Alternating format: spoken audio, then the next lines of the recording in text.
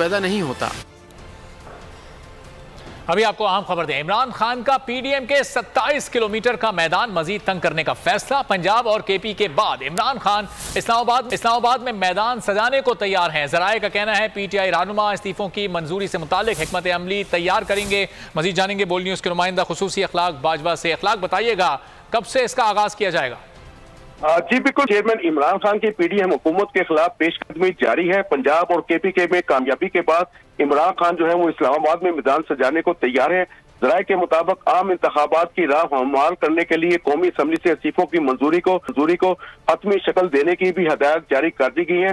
शाह महमूद कुरैशी, फवाद चौधरी, असद उमर, परवेज खटक, असद कैसर समेत दीगर रहनुमा जो है वो इस्तीफों की मंजूरी के लिए हिकमत अमली जो है पूरी तौर पर तैयार करेंगे और रहनुमा तहरीक इंसाफ स्पीकर कौमी असम्बली से राब्ते करेंगे। जराये के मुताबिक स्पीकर के सामने मेंबरान असम्बली जो है वो पेश होकर इस्तीफों की मंजूरी का मुतालबा रखेंगे और कौमी असम्बली से इस्तीफों की मंजूरी के हवाले से कानूनी पहलुओं पर भी मुशावरत की जाएगी। जी ठीक है अखलाक, बहुत शुक्रिया। इस बारे में आपसे मजीद भी जानते रहेंगे।